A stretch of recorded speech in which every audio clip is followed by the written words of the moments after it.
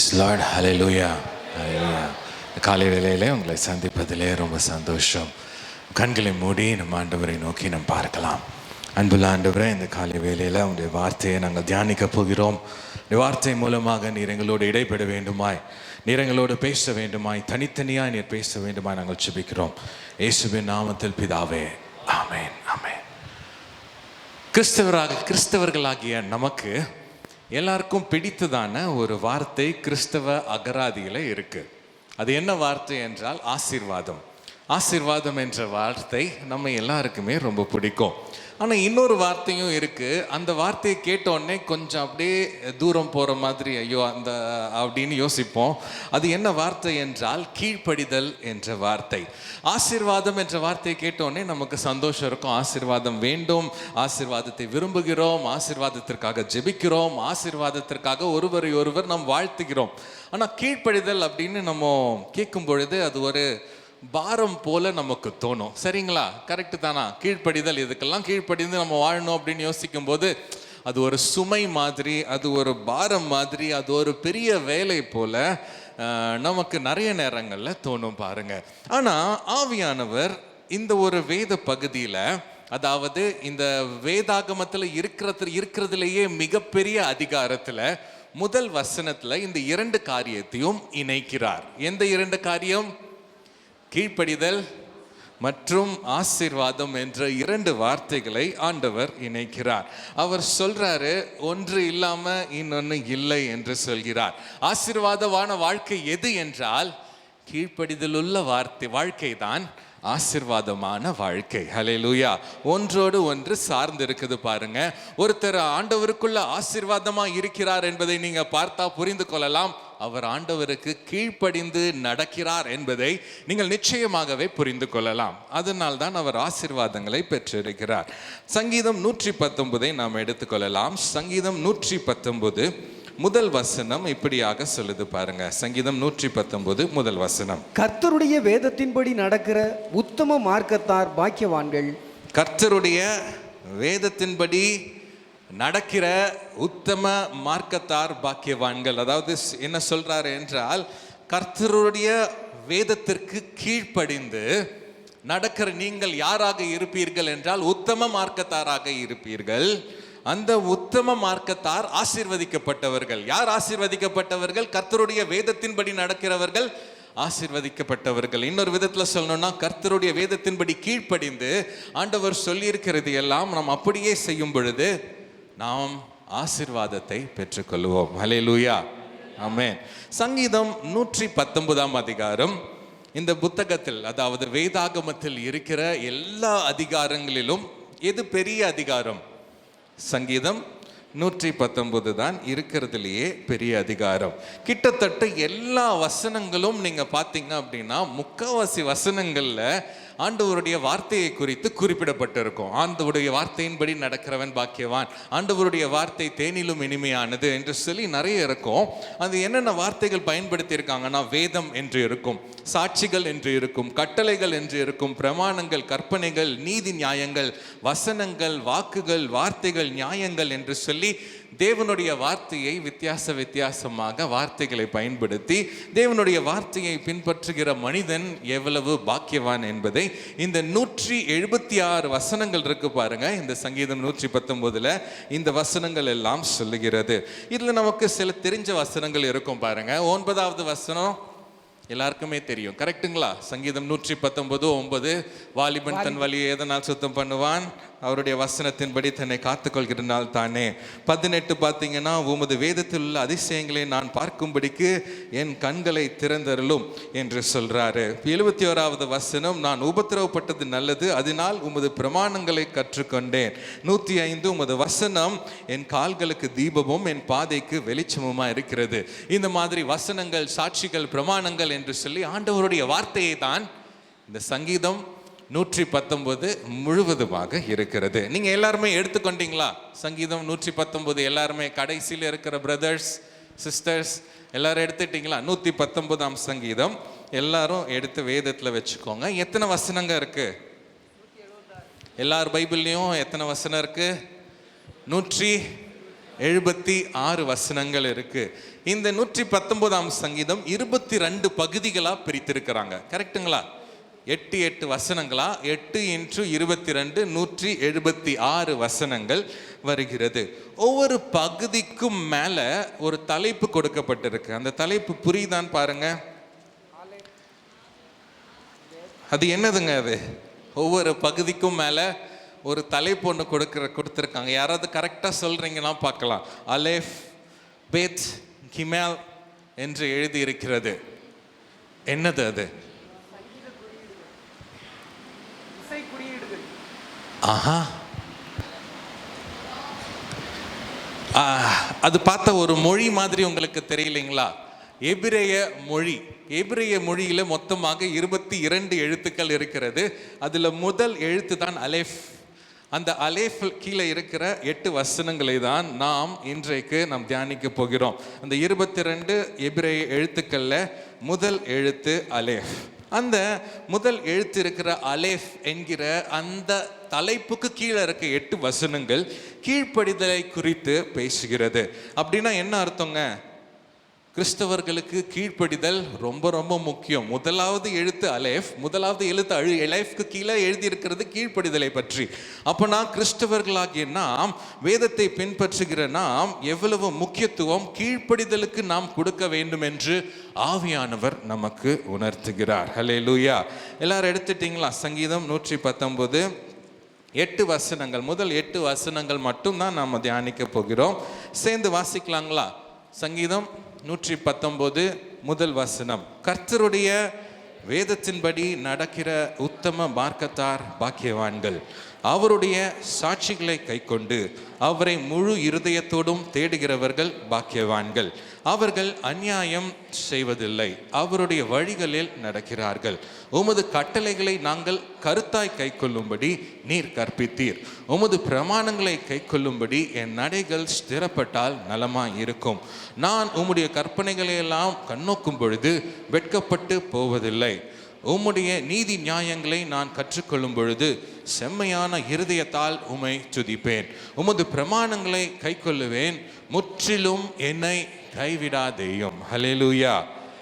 இதுல சில வசனங்களை மாத்திரம் நாம் பார்த்து, கீழ்ப்படிதல் என்பதை உங்க வாழ்க்கையில நீங்க காணப்பட்டதுன்னா, உங்க வாழ்க்கையில ஆண்டவருக்கு முழுமையா நீங்களும் நானும் கீழ்ப்படிந்தால் நாம் பெற்றுக்கொள்ளக்கூடிய 3 ஆசீர்வாதங்களை நாம் பார்க்க போகிறோம். முதலாவது வசனம் சொல்லுது பாருங்க. கர்த்தருடைய வேதத்தின்படி நடக்கிறவன், அதாவது கர்த்தருடைய வேதத்திற்கு கீழ்ப்படிந்து நடந்தால் நீங்கள் உத்தமர்களாய் இருப்பீங்க. ஹல்லேலூயா. முதலாவது ஆசீர்வாதம், நீங்கள் உத்தம மனிதர்களாய் இருப்பீங்க. உங்களை ஒருவரும் குற்றம் சாட்ட முடியாது. எப்போ? வேதத்தின்படி கீழ்ப்படிந்து நடந்தால் உங்களை யாரும் குற்றம் சாட்ட முடியாது. இரண்டாவது ஆசீர்வாதம் 6வது வசனத்தில் இருக்கு பாருங்க. வெட்கப்பட்டு போவதில்லை. சொல்லுங்க, வெட்கப்பட்டு போவதில்லை. மூன்றாவது ஆசீர்வாதம் 8வது வசனத்தில் இருக்கிறது. ஆண்டவர் நம்மை கைவிட மாட்டார். ஆண்டவருடைய வசனத்தை, அவருடைய பாதையில, அவருடைய பிரமாணங்களை நாம் நோக்கி பார்க்கும் பொழுது, அதன்படி நடக்கும் பொழுது நம்மை அவர் கைவிட மாட்டார். ஹல்லேலூயா. நாம் வெட்கப்பட்டு போவதில்லை, நாம் லட்சை அடைவதில்லை, நாம் நம்மை குற்றம் நம்மேல் சுமராது. ஏனென்றால் அவர் நம்மை உத்தம வழியிலே நம்மை நடத்துவார். ஹல்லேலூயா.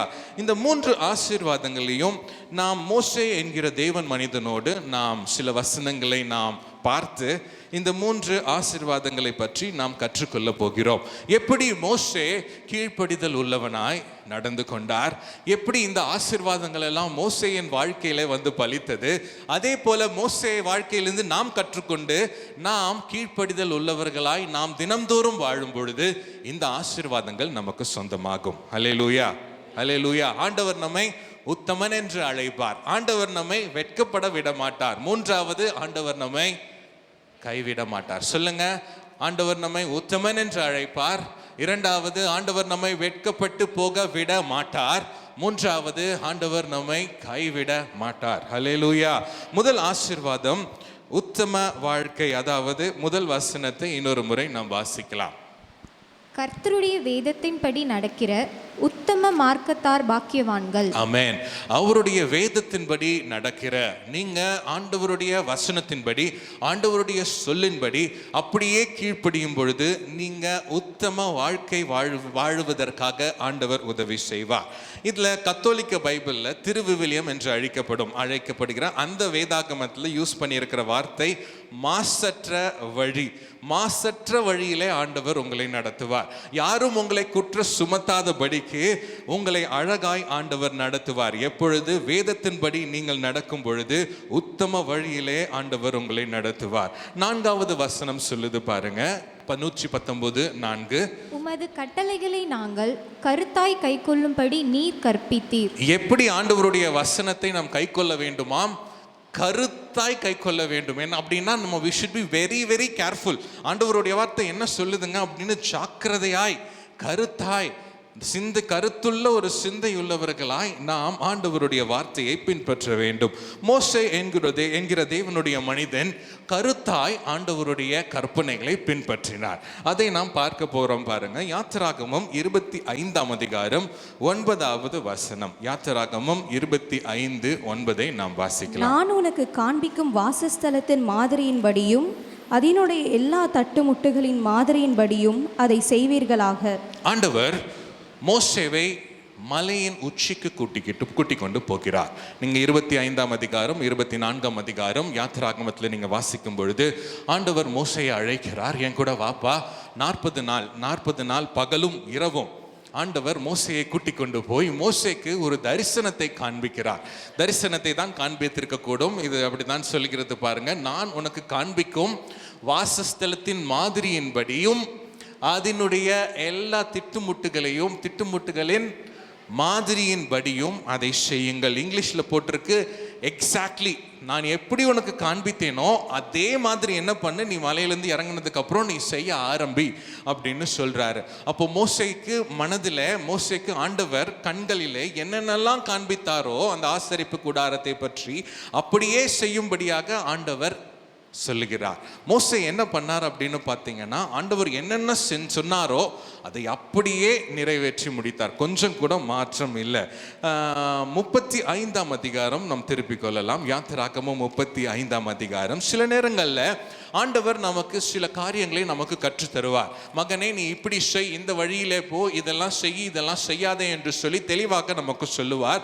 ஆனால் சில காரியங்கள் நமக்கு சொல்லும் பொழுது நம் சிந்தனைக்கு அப்பாற்பட்டதாக அது காணப்படும். ஆண்டவரே, இதெல்லாம் எப்படி ஆண்டவரே செய்ய முடியும்? நான் ஒரு சின்ன மனுஷன் தானே ஆண்டவரே, என்னால் எப்படி இவ்வளோ பெரிய காரியத்தை செய்ய முடியும் என்று நீங்களும் நானும் யோசிக்கலாம், திகைத்து போயும் நிற்கலாம். அந்த மாதிரி மோசே இருந்திருப்பாருன்னு நான் நினைக்கிறேன். ஆண்டவரே, எப்படி இவ்வளோ காரியங்கள் நான் ஞாபகம் வச்சுக்கிறது? நீங்க சொன்ன காரியங்களை எப்படி என்னால் செய்து முடிக்க முடியும்? நான் ஒரு மனிதன் தானே என்று யோசித்திருக்கலாம். ஆனா நீங்க அப்படி யோசித்துக் கொண்டிருந்தாலும் ஆண்டவர் உங்களுக்கு என்று ஒரு உதவியை ஏற்படுத்துவார். ஆவியானவர் உங்க கூட இருந்து உங்களுக்கு ஏற்ற மனிதர்களை உங்களுக்கு தந்து அவர் தந்த தரிசனத்தை உங்க வாழ்க்கையில அவர் நிச்சயமாகவே நிறைவேற்றுவார். ஹல்லேலூயா. அதை தான் நீங்க நம்ம பார்க்கிறோம் பாருங்க. யாத்திராகமம் 35, 33, 34 ஒரு மனிதனை பற்றி நாம் பார்க்கிறோம். அவனுக்கு ஞானத்தையும் புத்தியையும் அறிவையும் அருளி அவன் சகலவித வேலைகளையும் செய்யும்படி தேவ ஆவியினாலே அவனை நிரப்பினார். இங்கே ஒரு பெசிலியேல் என்ற ஒரு மனிதனை மோசேயுடைய வாழ்க்கையில ஆண்டவர் மோசே வாழ்க்கையிலும் சரி இஸ்ரவேல் ஜனங்களுக்கும் கொடுக்கிறார். அந்த பெசிலியேல் ஆண்டவருடைய ஆவியானவர்னாலே நிரப்பப்பட்டு ஞானத்தினாலே நிரம்பினவனாய் ஆண்டவர் என்னென்ன சொன்னாரோ அதை மோசே அவனுக்கு கற்பிக்கும் பொழுது அப்படியே அவன் செய்தான். ஹல்லேலூயா. உங்களுக்கும் எனக்கும் ஆவியானவர் உதவி செய்வார். உங்களுக்கும் எனக்கும் ஆண்டவர் என்னென்ன செய்ய சொல்லி திட்டம் கொடுத்திருக்கிறாரோ அந்த திட்டங்கள் பெரிதாக இருக்கலாம், யோசனைகள் பெரிதாக இருக்கலாம், அவர் உங்களுக்கு காண்பித்த தரிசனம் பெரிதாக இருக்கலாம். அது உங்களால முடியாதுன்னு நீங்க சொல்லலாம். ஆனா ஆண்டவர் உங்களுக்கு உதவி கரங்களை ஆண்டவர் நீட்டுவார். ஆண்டவர் பெசிலியேல் போன்ற ஞானமுள்ள மனிதர்களை காரியங்களை உங்க வாழ்க்கையில கொண்டு வருவார். அவர்கள் மூலமாக, அவர்கள் உதவியோடு ஆண்டவர் தந்த தரிசனம் நிச்சயமாகவே நிறைவேறும். ஹல்லேலூயா, ஹல்லேலூயா. ஆனா நீங்களும் நானும் செய்ய வேண்டியது என்னவென்றால், ஆண்டவர் செய்வதை கண்டிப்பாக அப்படியே நான் செய்வேன் என்று நீங்களும் நானும் சொல்ல வேண்டும். ஹல்லேலூயா. சொல்லுவீங்களா? ஆண்டவரே, நீங்க சொல்லியிருக்கீங்கப்பா, இதெல்லாம் நீங்க கற்பனையா எனக்கு சொல்லியிருக்கீங்க, கட்டளையா எனக்கு கொடுத்திருக்கீங்க, உங்களுடைய வசனத்தின்படி இதையெல்லாம் நான் கற்றுக்கொள்கிறேன், இதையெல்லாம் நான் அப்படியே அப்படியே எக்ஸாக்ட்லி நான் கண்டிப்பாக செய்து முடிப்பேன் என்று நீங்கள் நிற்கும் பொழுது உங்களுக்கான உதவிகளை ஆண்டவர் தருவார். ஆவியானவர் உங்களோடு இருந்து உங்களுக்கு தேவையான ஞானத்தை ஆண்டவர் கொடுத்து அழகாய் உங்களை நடத்துவார். யாத்திராகமம் 39:40 நீங்கள் திருப்பிக் கொள்ளுங்களேன் எல்லாரும். யாத்திராகமம் 39 அதிகாரம் 40வது அதிகாரத்தை நீங்கள் திருப்பி கொண்டீங்க அப்படின்னா எல்லாம் கிட்டத்தட்ட ஒரு 5 வசனத்துக்கு ஒரு தடவை நீங்கள் பார்க்கலாம். கர்த்தர் தனக்கு கற்பித்தபடி மோசே செய்தார். கர்த்தர் தமக்கு, பார்க்குறீங்களா? 39-40 அதிகாரத்தில் கர்த்தர் தமக்கு கற்பித்தபடி, கர்த்தர் தமக்கு கற்பித்தபடி, கர்த்தர் தமக்கு கற்பித்தபடி என்று 39வது அதிகாரத்தில் 7 தடவை எழுதியிருக்கு. 40வது அதிகாரத்தில் வந்து கொண்டே இருக்கும், கர்த்தர் தமக்கு கற்பித்தபடி, கர்த்தர் தமக்கு கற்பித்தபடி என்று சொல்லி. அதில் 16வது அதிகாரம் என்ன, 16வது வசனம் என்ன சொல்லுது பாருங்க. 40:16 யாத்திராகமம். கர்த்தர் தனக்கு கற்பித்தபடியெல்லாம் மோசே செய்தான். அப்ப பாருங்க, கர்த்தர் தனக்கு கற்பித்தபடி எல்லாம் மோசே செய்தார். அந்த ஆசரிப்பு கூடாரம் கேட்டுக்கிற பணியில அவருக்கு ஆண்டவர் என்னென்னலாம் காண்பித்தாரோ, என்னென்னலாம் கற்பித்தாரோ அதை கருத்தாய் மோசே செய்து முடித்தார். சில நேரங்களில் நம்ம யோசிப்போம், ஆண்டவரே இதெல்லாம் எனக்கு செய்யணும்னு சொல்லியிருக்கீங்க, எல்லாத்தையும் செஞ்சிடறேன் ஆண்டவரே, ஆனால் இந்த ஒரு விஷயம் இருக்குது பாருங்கள், இது மட்டும் என்கிட்ட விட்டுருங்க, இந்த பொருளாதார விஷயம் மட்டும் இருக்குது பாருங்கள், அது மட்டும் நீங்கள் எதுவும் சொல்லாதீங்க, நான் பார்த்துக்கிறேன் அதை அப்படின்னு சில நேரங்களில் சொல்லுவோம். ஆண்டவரே, எனக்கு கற்பித்த எல்லா பாடங்களுக்காய் நன்றி, நான் அதை பின்பற்றுவேன், ஆனால் இந்த உறவுகளில் மட்டும் எனக்கு கொஞ்சம் கேப்பு கொடுங்க ஆண்டவரே, நான் இதில் மட்டும் நான் கொஞ்சம் ரிலாக்ஸ்டாக இருந்துக்கிறேன் அப்படின்னு நம்ம ஒரு வேளை சொல்லலாம். ஆனால் மோசே நமக்கு கற்றுத்தராரு பாருங்க. ஆண்டவர் சொன்னபடி எப்படி செய்ய வேண்டும் அப்படியே செய்ய வேண்டும். எக்ஸாக்ட்லி எப்படி ஆண்டவர் நமக்கு காண்பித்தாரோ அதை நாம் செய்ய வேண்டும். அதை நாம் செய்தால் என்ன ஆசீர்வாதம் நமக்கு கிடைக்கும் என்று பாருங்கள். அதே 40வது அதிகாரத்தை நாம் திருப்பிக் கொள்ளலாம். அதில் சில வசனங்களை நாம் தியானிக்க போகிறோம். நீங்கள் நல்லா யோசிச்சு பாருங்க. ஆண்டவர் ஒரு காரியத்தை உங்கள் வாழ்க்கையில சொல்றார். எல்லாம் கவனிக்கிறீங்களா? ஆண்டவர் உங்கள் வாழ்க்கையில் ஒரு சில காரியத்தை சொல்கிறார். 3 காரியத்தை சொல்கிறார் என்று வைத்துக் கொள்ளுங்கள். அந்த 3 காரியத்தையும் நீங்கள் அப்படியே செய்து முடிக்கிறீங்க. 3 காரியத்தையும் ஆண்டவர் சொன்ன அப்படியே கொஞ்சம் கூட மாறாம அப்படியே செய்து முடிக்கிறீங்க. அப்போ அந்த 3 காரியமும் யாருடைய காரியமாய் மாறுகிறது? ஆண்டவருடைய காரியமாய், தேவனுடைய காரியமாய் மாறுகிறது. உங்க வாழ்க்கையில நீங்க அவர் சொல்படி அப்படியே கீழ்ப்படிந்து வாழ்றீங்க. அப்போ நீங்க யாருடையவராய் மாறுறீங்க? ஆண்டவருடையவராய் மாறுறீங்க. ஆண்டவருடைய காரியமாய் உங்க வாழ்க்கை மாறும் பொழுது, உங்க காரியம் ஆண்டவருடைய காரியமாய் மாறும் பொழுது என்ன நடக்குது பாருங்க. 33, 34, 40வது அதிகாரம் யாத்திராகமம். பின்பு அவன் வாசஸ்தலத்தையும் பலிபீடத்தையும் சுற்றி பிரகாரத்தை நிறுத்தி பிரகாரத்தின் தொங்குதிரையை தொங்க வைத்தான். இவ்விதமாய் மோசே வேலையை முடித்தான். அதுக்கப்புறம் என்ன நடக்குது பாருங்க. அப்பொழுது ஒரு மேகம் ஆசாரிப்பு கூடாரத்தை மூடினது. கர்த்தருடைய மகிமை வாசஸ்தலத்தை நிரப்பிற்று. என்ன ஆச்சு பாருங்க. ஆசரிப்பு கூடார வேலை முடிந்தது. அதாவது ஆண்டவரின் வேலை அவரின் சொற்படி மோசே செய்து முடித்தார். அப்போ என்ன நடந்தது சேர்ந்து படிக்கலாங்களா? அப்பொழுது ஒரு மேகம் ஆசரிப்பு கூடாரத்தை மூடினது. கர்த்தருடைய மகிமை வாசஸ்தலத்தை நிரப்பியது. ஹல்லேலூயா. எப்பொழுதெல்லாம் நீங்கள் அவர் சொல்படி அப்படியே செய்கிறீர்களோ அவருடைய மகிமை உங்களை நிரப்பும். அவருடைய பிரசன்னம் உங்களை நிரப்பும். உங்க வீட்டில், உங்களுடைய குடும்பத்தில், உங்களுடைய வேலை ஸ்தலத்தில், உங்களுடைய சபையில், ஊழியத்தில் அவர் சொல்லுபடி நம்ம எப்பெல்லாம் செய்கிறோமோ அவருடைய மகிமை நம் குடும்பத்தை நிரப்பும். அவருடைய மகிமை நம் சபையை நிரப்பும். அவருடைய மகிமை நம் ஊழியத்தை நிரப்பும். அவருடைய மகிமை நம் வீட்டை நிரப்பும். ஹல்லேலூயா. கைகளை தட்டி நம் ஆண்டவருக்கு நன்றியை சொல்லலாமா? எப்பொழுதெல்லாம் நீங்கள் அவர் சொல்படி அப்படியே செய்கிறீர்களோ நிச்சயமாகவே நீங்கள் குற்றப்படுத்தாத மனிதர்களாக இருப்பீங்க. அவர் சொல்லுபடி நீங்கள் செய்யும் பொழுது அவர் உங்கள் மத்தியிலே வாசமாய் இருப்பார். அவர் இறங்கி வந்து உங்கள் மத்தியிலே செயல்படுவார். ஹல்லேலூயா. இரண்டாவது ஆசீர்வாதம் 119ஆம் சங்கீதம் 6ஆம் வசனத்திலே நாம் பார்க்கிறோம்.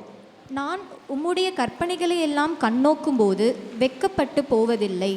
உம்முடைய கற்பனைகள் எல்லாம் கண்ணோக்கும் பொழுது வெட்கப்பட்டு போவதில்லை. சொல்லுங்க, வெட்கப்பட்டு போவதில்லை. ஒருவேளை இன்னைக்கு உட்கார்ந்து இருக்கிற நீங்க கவலையோடு இருக்கலாம். என்ன கவலை? கடந்த காலத்தின் வெட்கத்தை குறித்த ஒரு கவலையாக இருக்கலாம்.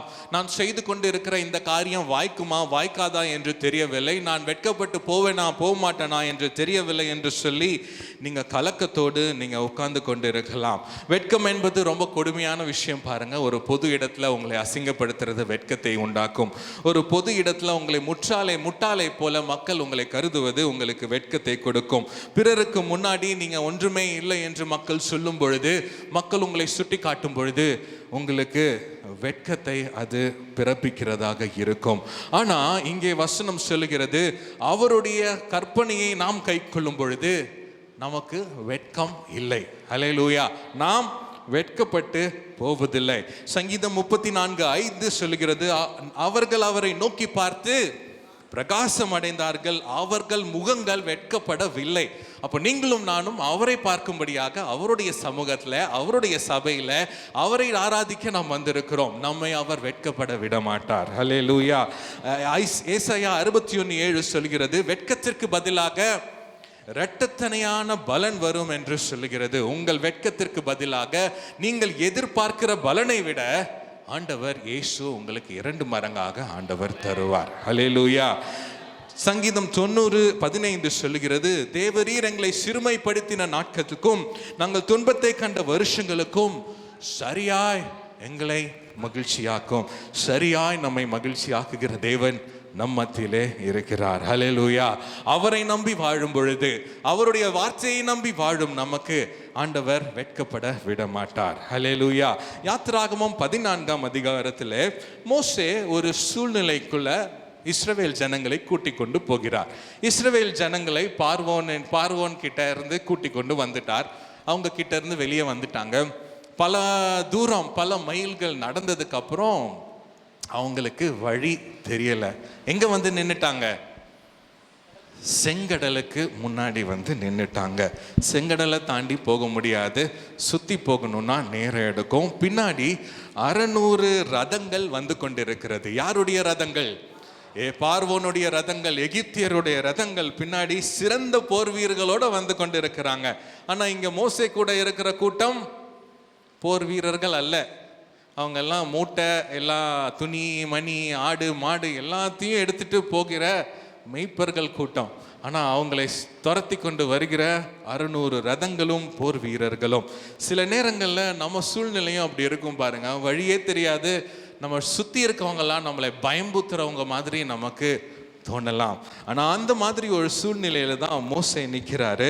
மோசே நின்று கொண்டு பார்த்து கொண்டு இருக்கும் பொழுது மோசே பக்கத்தில் இருக்கவங்களாம் இப்படி சொல்றாங்க பாருங்க. 14:10, 11, 12 பார்வோன் சமீபித்து வருகிற போது இஸ்ரவேல் புத்திரர் தங்கள் கண்களை ஏறெடுத்து பார்த்து எகிப்தியர் தங்களுக்கு பின்னே வருகிறதை கண்டு மிகவும் பயந்தார்கள்.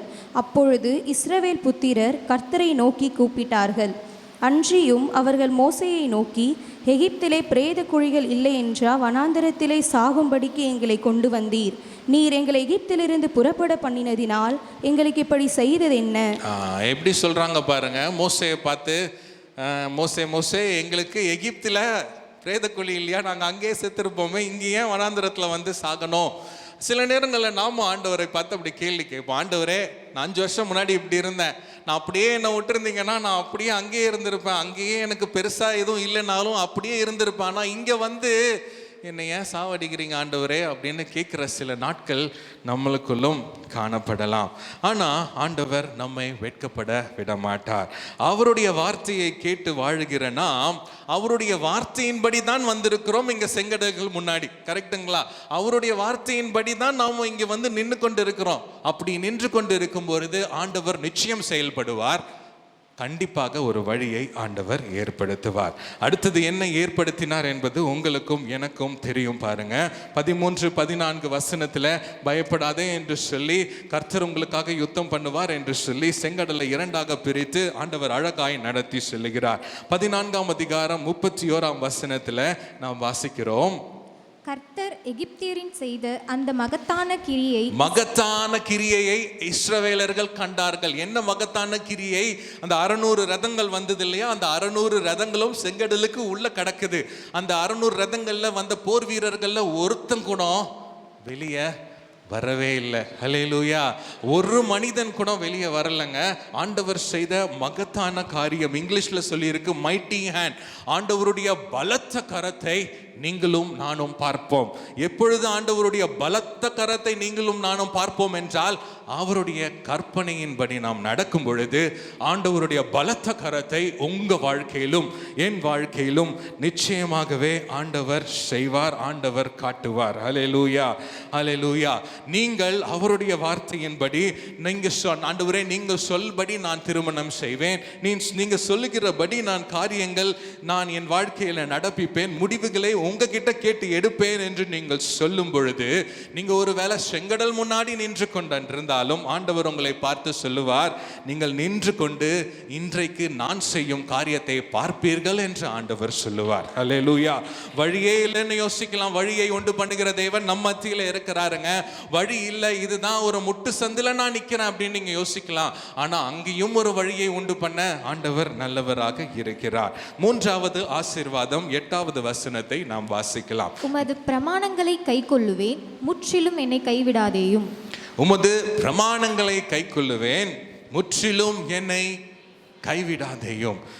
இது ஒரு பெரிய ஆசீர்வாதம். பாருங்க, இந்த பார்த்த நம்ம 2 ஆசீர்வாதங்களை விட இந்த 3வது ஆசீர்வாதம் ஒரு பெரிய ஆசீர்வாதம். அவர் உங்கள் கூடவே இருக்கும் ஆசீர்வாதம். எவ்வளவு பெரிய விஷயம் பாருங்க. அவருடைய பிரசன்னம், அவருடைய விலகாத பிரசன்னம் நம்ம கூடயே இருக்கிற ஒரு பெரிய ஆசீர்வாதம். ஹல்லேலூயா. அது எப்பங்க கிடைக்கும்? ஆண்டவருடைய வார்த்தைக்கு கீழ்ப்படிந்து நாம் வாழும் பொழுது நாம் கைவிடப்படுவதில்லை. அவர் நம்ம கூட இருந்து, அவருடைய பிரசன்னம் நம்ம கூட இருந்து ஆண்டவர் நம்மை அழகாய் நடத்துவார். மோசேயோட வாழ்க்கையில 33ஆம் அதிகாரத்தை நாம் வீட்டுக்கு போய் வாசிக்கலாம். 33ஆம் அதிகாரத்துல ஆண்டவர் சொல்றாரு, இந்த ஜனங்கள்லாம் வணங்கா கழுத்துள்ள ஜனங்கள். எப்படி? வணங்கா கழுத்துள்ள ஜனங்கள். அதனால உனக்கு நான் தூதர்களை அனுப்புறேன்பா. என்ன சொல்றாரு? நான் வரமாட்டேன், நான் இங்கே இருக்கிறேன், தூதரை உனக்கு அனுப்புறேன், அவன் உனக்காக யுத்தம் பண்ணி எல்லாத்தையும் செஞ்சு முடிப்பான் அப்படின்னு சொல்றாரு. ஆனா ஆண்டவருடைய பிரசன்னத்தின் முக்கியத்துவத்தை அறிந்த மோசே, ஆண்டவர் நம்ம கூட இருக்கும் பொழுது என்னென்னலாம் நடக்கும் என்பதை அறிந்த மோசே சொல்றாரு, ஆண்டவரே வேண்டாம் ஆண்டவரே, நீங்க எப்படி ஆகிலும் நீங்க வந்துதான் ஆகணும், நீங்க வந்தே ஆகணும், நீங்க வந்தாதான் நான் போறேன் அப்படின்னு சொல்லிட்டாரு. அதே மாதிரி தான் நம்ம வாழ்க்கையில இருக்கணும். பாருங்க, ஆண்டவரே நீங்க நிச்சயமா என் வாழ்க்கையில வரணும் ஆண்டவரே, உம்முடைய பிரசன்னம் எனக்கு கண்டிப்பா தேவை, உம்முடைய பிரசன்னம் எனக்கு வேணும் என்று ஆண்டவர்கிட்ட நம்ம நிச்சயமா கேட்கணும். அவர் பிரசன்னம் நம் கூட வரும் பொழுது காரியங்களை ஆண்டவர் வாய்க்க பண்ணுவார். அது மோசே கேட்கிறாரு. மோசே கேட்கும் பொழுது ஆண்டவர் சொல்றாரு அந்த 14ஆம் வசனத்துல, என் சமூகம் உனக்கு முன்பாக செல்லும் என்று சொல்லுகிறார். அதை தான் உங்ககிட்டையும் என்கிட்டையும் ஆண்டவர் சொல்கிறார். அவருடைய சமூகம் உங்களுக்கு முன்பாக செல்லும். ஹல்லேலூயா. அவருடைய பிரசன்னத்தை வாஞ்சிக்கிறீங்களா? அவர் என் கூட வரணும்னு யோசிக்கிறீங்களா? அவர் என் கூட ஒவ்வொரு நாளும் இருக்கணும், என் வேலையில, என் குடும்பத்துல, என் ஊழியத்துல, என் சபையில எப்பொழுதுமே ஆண்டவர் என் கூட இருக்கணும்னு யோசிக்கிறீங்களா? அவருடைய கற்பனைகளை நாம் கை கொள்ளும் பொழுது அவர் நம்மை விட்டு விலகுவதும் இல்லை, நம்மை கைவிடுவதும் இல்லை.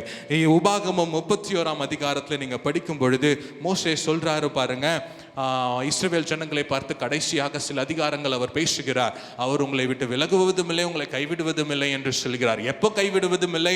அவர் வழியில் நாம் நடக்கும் பொழுது அவர் நம்மை கைவிடாத தேவனாக இருக்கிறார். எவ்வளவு உண்மையுள்ள தேவன் பாருங்க. மோசேக்கு ஆண்டவர் வாக்கு கொடுக்கிறார், என் சமூகம் உனக்கு முன்பாக போகும்னு. அவர் 34ஆம் அதிகாரத்துல மரிக்க போகிறார். அப்போ யாருடைய சமூகம் அவர் கூட இருந்துச்சுங்க? தனியாக ஒரு மலைக்கு மேலே போகிறாருங்க. தனியாக ஒரு மலைக்கு மேலே மோசே மேலே போகிறாரு. இப்போ யார் வந்தா கூட? ஆண்டவராகிய தேவன் மோசேக்கு கூட வந்து அவரே அடக்க ஆராதனை செய்தார். அவர் எவ்வளோ உண்மையுள்ள தேவன் பாருங்க. நீங்களும் நானும் அவருக்கு உண்மையா இருக்கும் பொழுது, நீங்களும் நானும் அவர் வழியின்படி நடக்கும் பொழுது, அவள் சொன்ன வார்த்தைக்கு நாம் செவி கொடுக்கும் பொழுது, அவர் சொல்லுவதை கீழ்ப்படிந்து நீங்களும் நானும் நடக்கும் பொழுது, அவர் உண்மையுள்ள தேவனாய் இருக்கிறார். அவர் நம்மை கைவிடுவதில்லை. மரண பரியந்தம் நம்மை நடத்த அவர் உண்மையுள்ள தேவனாய் இருக்கிறார். அல்லேலூயா. மரண பள்ளத்தாக்கு வந்தாலும், கண்ணீரின் பள்ளத்தாக்கு வந்தாலும், மரணமே வந்தாலும் நம்மளை கைவிடாத தேவனாக அவர் இருக்கிறார். ஹல்லேலூயா, ஹல்லேலூயா. பிலிப்பியர் 8ஆம் அதிகாரம், பிலிப்பியர் 2ஆம் அதிகாரம் 8வது வசனத்தை நாம் வாசித்து நாம் முடிக்க போகிறோம். அவர் மனுஷ ரூபமாய் காணப்பட்டு மரண பரியந்தம், அதாவது சிலுவையின் மரண பரியந்தமும் கீழ்ப்படிந்தவராகி தம்மை தாமே தாழ்த்தினார். சேர்ந்து வாசிக்கலாங்களா? அவர் மனுஷ ரூபமாய் காணப்பட்டு மரண பரியந்தம், அதாவது சிலுவையின் மரண பரியந்தம். இப்போ வாசித்த அந்த 119ஆம் சங்கீதத்தில் 8 வசனங்கள் வாசித்தோம். நீங்க யோசிக்கலாம், ஆண்டவரே உம்முடைய கற்பனைகளை கீழ்ப்படிவதற்கு இன்னும் அதிகமான முயற்சிகளை நான் எடுக்கிறேன் என்று யோசிக்கலாம். ஆனால் உங்கள் கூட நிற்கிறதற்கு ஆண்டவராகிய இயேசு கிறிஸ்து இருக்கிறார். நீங்கள் எடுக்கிற முயற்சிகளுக்கு உதவி செய்து அவருடைய கற்பனையின்படி நடத்துவதற்கு பரிசுத்த ஆவியானவர் நமக்குள்ள இருக்கிறார். அவர் நிச்சயமாகவே அழகாய் நம்மை நடத்தி செல்லுவார். இந்த 2வது அதிகாரம் 8வது வசனத்திலே நாம் பார்க்கிறோம், ஆண்டவராகிய இயேசு கிறிஸ்து நம் சார்பிலே இந்த உலகத்திற்கு வந்து நமக்காக மரித்தார். எப்படி மரித்தார் என்றால், சிலுவையிலே மரித்து 3 நாட்களுக்கு அப்புறம் உயிரோடு எழுந்தார். நாம் ஏசாயா 53ஆம் அதிகாரத்தில் நாம் படிக்கிற மாதிரி ஆண்டவர் முற்றிலும் கீழ்ப்படிந்தார். எப்படி கீழ்ப்படிந்தார்? எல்லாவற்றிலும் தேவனுக்கு கீழ்ப்படிந்தார். அதனால குற்றமில்லாத அவர் உத்தமர் நமக்காக குற்றம் சாட்டப்பட்டார். எதற்காக? நம்மை உத்தமனாக மாற்றுவதற்கு. சொல்லுங்க, குற்றமில்லாத அவர் உத்தமர் குற்றம் சாட்டப்பட்டார் சிலுவையில். எதற்காக? நீங்களும் நானும் உத்தமர்களாய் இருக்கும்படியாக. அவர் பாடுகளை ஏற்றுக்கொண்டு துக்கங்களை சுமந்தார். மீறுதல்களை அவர் ஏற்றுக்கொண்டார், காயப்பட்டார். எதற்காக? நம் அக்கிரமங்களின் நிமித்தம். நாம் உத்தமர்களாய் வாழ்வதற்காக அவர் ஏற்றுக்கொண்டார். இன்றைக்கு நாம் உத்தமர்களாய் இருக்கிறோம். நாம் உத்தம வழியிலே நடக்கிறோம். ஹல்லேலூயா. அவர் வெட்கத்தை சிலுவையிலே அனுபவித்தார். லட்சையை சிலுவையிலே நமக்காக அனுபவித்தார். எதற்காக அனுபவித்தார்? நாம் இன்றைக்கு வெட்கம் அடையக்கூடாது என்பதற்காக அவர் சிலுவையிலே வெட்கத்தை அனுபவித்தார். ஹல்லேலூயா. வசனம் சொல்லுகிறது, அவர் அசட்டை பண்ணப்பட்டவரும் மனுஷரால் புறக்கணிக்கப்பட்டவரும் துக்கம் நிறைந்தவரும் பாடு அனுபவிக்கிறவருமாய் இருந்தார். எதுக்குங்க அந்த பாடு? உங்களுக்காகவும் எனக்காகவும், நீங்களும் நானும் வெட்கப்படக்கூடாது என்பதற்காக ஆண்டவர் சிலுவையிலே தம்மையே தந்தார், வெட்கப்பட்டார். ஆமென். 3வது நம்ம பார்த்தோம், நம்மை கைவிடாமல் இருக்க அவர் சிலுவிலே கைவிடப்பட்டார். அவர் சிலுவிலே என் தேவனே என் தேவனே ஏன் என்னை கைவிட்டீர் என்று சொல்லி கதறுகிறார். ஏன் கதறுகிறார்? நம்மளுடைய பாவத்தின் நிமித்தம், உங்களுடைய பாவத்தின் நிமித்தம், என் பாவத்தின் நிமித்தம் அவர் கைவிடப்பட்டார். அவர் கைவிடப்பட்டதினாலே இன்றைக்கு உங்களையும் என்னையும் அவர் கைவிடாமல் நடத்தி செல்ல நல்ல தேவனாக இருக்கிறார். ஹல்லேலூயா. நாம் கீழ்ப்படிந்து தான் அவருடைய அன்பை பெற வேண்டும் என்று இல்லை. அவருடைய அன்பு ஏற்கனவே நமக்கு இருக்கிறது. அவருடைய அன்பு நம் உள்ளத்தை நிரப்பும் பொழுது, அவர் அன்பு நமக்கு உள்ள இருக்கும் பொழுது நாம் கீழ்ப்படிந்து நடப்போம். ஹல்லேலூயா, ஹல்லேலூயா. அவர் உங்க மேல அன்பாகத்தான் இருக்கிறாருங்க. நீங்க அவர் மேல அன்பா இருக்கிறீங்களான்னு எப்படி தெரியுமாங்க காட்டணும்? அவர் வழியில நடந்து காட்ட வேண்டும். ஹல்லேலூயா. புரியுதுங்களா உங்களுக்கு? இன்னொரு தடவை சொல்றேன், அவர் உங்க மேல அன்பா இருக்கிறாருங்க. அவர் உங்களுக்காக கடைசி சொட்டு ரத்தத்தையும் சிந்தி இருக்கிறார். சிலுவையிலே உங்களுக்காக வெட்கத்தை அனுபவித்து இருக்கிறார், கைவிடப்பட்டு இருக்கிறார், குற்றங்களை ஏற்று இருக்கிறார். உங்களை உத்தமனாய் மாற்றுவதற்காக, உங்களை வெட்கப்பட விடக்கூடாது என்பதற்காக, உங்களை கைவிடக்கூடாது என்பதற்காக அவர் சிலுவையை சுமந்தார். அவர் உங்க மேல அன்பா இருக்கிறார். நீங்க அவர் மேல அன்பா இருக்கிறீங்கன்னு எப்படி காண்பிக்கணும்னா, அவருடைய கற்பனையை கை கொண்டு நீங்க அன்பா இருக்கிறீங்க என்பதை காட்ட வேண்டும். ஹல்லேலூயா. நாம் எல்லாரும் எழுந்து நின்று நாம் நன்றி செலுத்தி நாம் செபித்து விட்டு நாம் கடந்து செல்லலாம். நாம் யோசித்து பார்க்கலாம், ஆண்டவரே நான் அன்பா இருக்கிறேன் அப்பா, நீங்க எனக்காக சிலுவை சுமந்தீங்க, வெட்கத்தை அனுபவித்தீங்க, கைவிடப்பட்டீங்க. குற்றங்கள் உங்க மேல சுமந்தது ஆண்டவரே. என் குற்றங்கள், என் சாபங்கள், என் பாவங்கள். நான் உங்க மேல அன்பா இருக்கிறேனா? நான் உங்க மேல ஒரு வேளை அன்பா இருக்கிறேன்னா கண்டிப்பா கீழ்ப்படிந்து உங்களுடைய வார்த்தை என்ன சொல்லுகிறதோ அதன்படி நான் செய்வேன் ஆண்டவரே. கைகளை உயர்த்தலாம். ஆண்டவரே, இந்த சங்கீதம் 119 உமக்கு நன்றி செலுத்துகிறோம் ஆண்டவரே. இதுல பார்த்த 8 வசனங்களில் நீர் எங்களோட பேசினீங்க, உமக்கு நன்றி செலுத்துகிறோம். உம்முடைய வசனங்களை நாங்கள் கை கொள்ள எங்களுக்கு உதவி செய்யுங்கப்பா.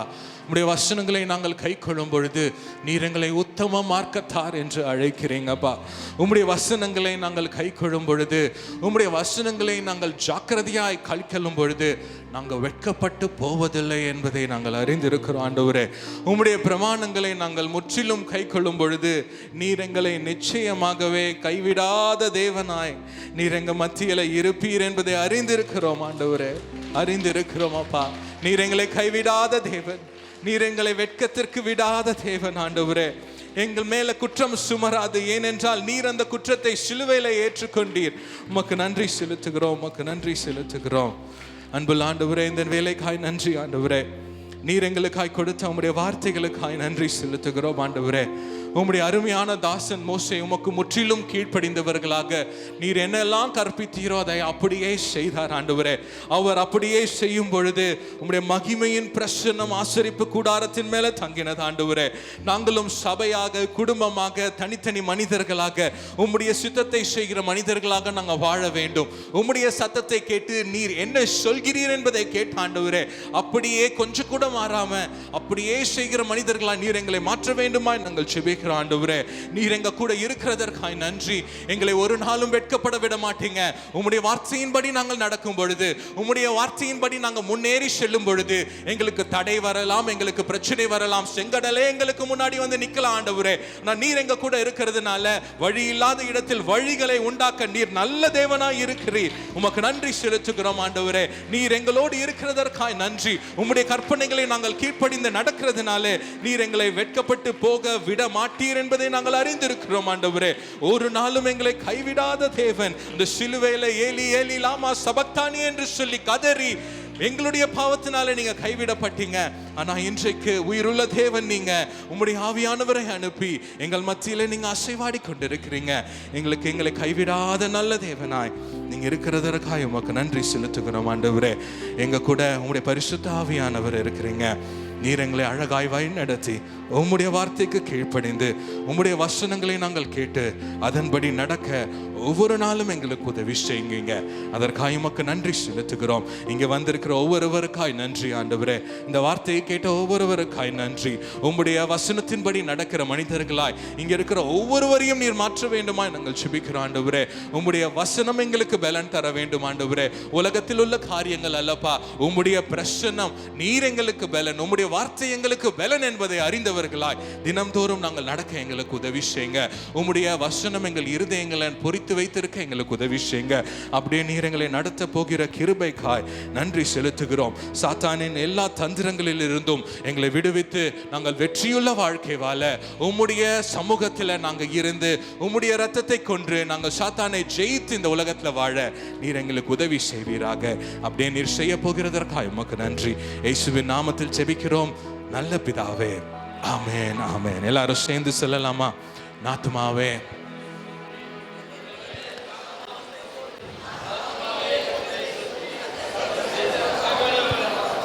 ஆமென் ஆமென். நம்முடைய கர்த்தராகிய இயேசு கிறிஸ்துவின் கிருபையும் பிதாவாகிய தேவனுடைய அன்பும் பரிசுத்த ஆவியானவரின் அன்யோன்ய ஐக்கியமும் நாம் அனைவரோடும் கூட இன்றும் என்றும் ஆண்டவருடைய வருகை மட்டும் நிலைத்திருப்பதாக. ஆமென் ஆமென்.